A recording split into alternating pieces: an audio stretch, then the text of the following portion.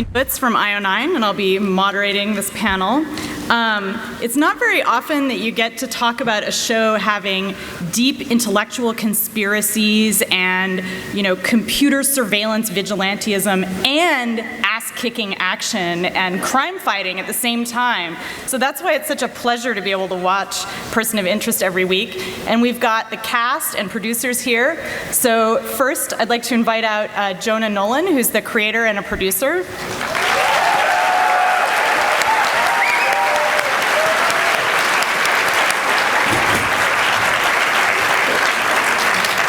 We've got Greg Plageman, who is also a producer on the show.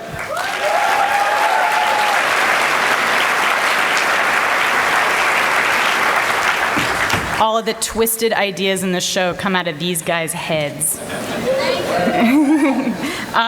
We have Jim Caviezel.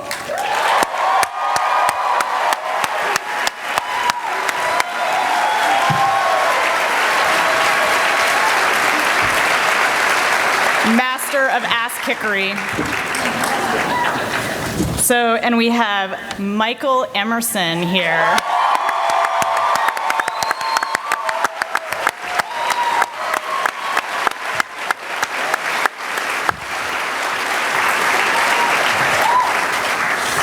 And you know her as the moral focus and badass cop Carter. We have Taraji Henson.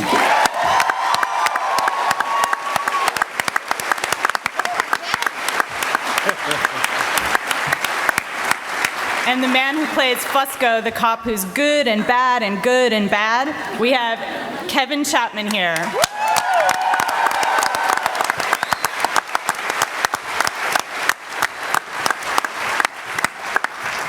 And I have the machine right up here in case you have any questions later.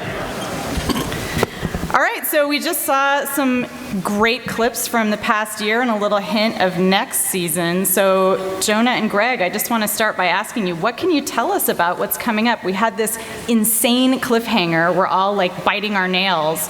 What's happening next season? What can you tell us? We don't know because Chappie hasn't told us yet.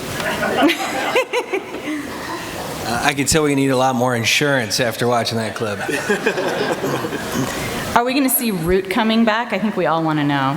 Can you tell us? Definitely. We had a great experience working with Amy Acker, who plays Root. We have big plans for that character. And so one other thing I want to know about next season is, can you give us a hint about whether we're going to get to know the machine a little bit better? The machine kind of started out as just like a UI, and now it's getting a personality. What do you think? No, that's all you, man. Well, that would be an interesting theme to pursue on a TV show, I think. It would. You don't even have to pay it. I don't know, the machine has a contract for next season.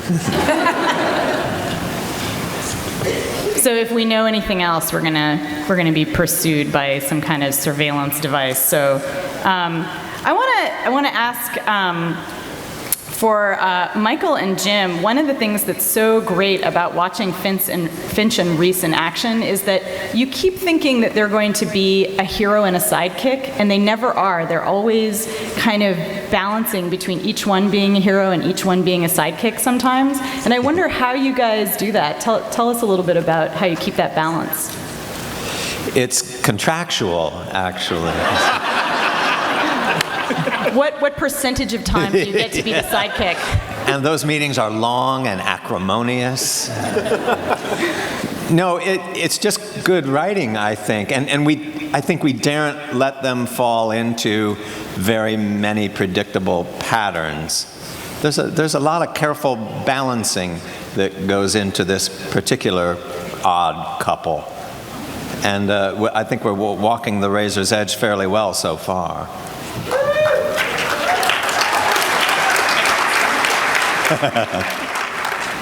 So what do you think, Jim? Yeah, what he said.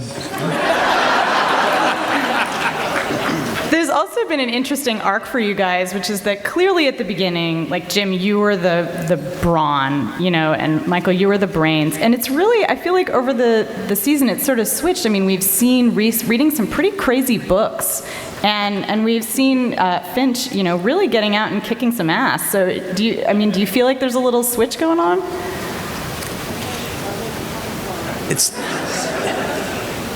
It's nice to mix it up a bit. I mean, you wouldn't want to be trapped doing you wouldn't want to be the Charlie of Charlie's Angels all the time. So it's a lot more fun if you get to put on disguises and use tools and be out in the field. You know, so I'm happy about those developments for Mr. Finch. I don't have any comment about what Mr. Reese reads. I just look at your eyes.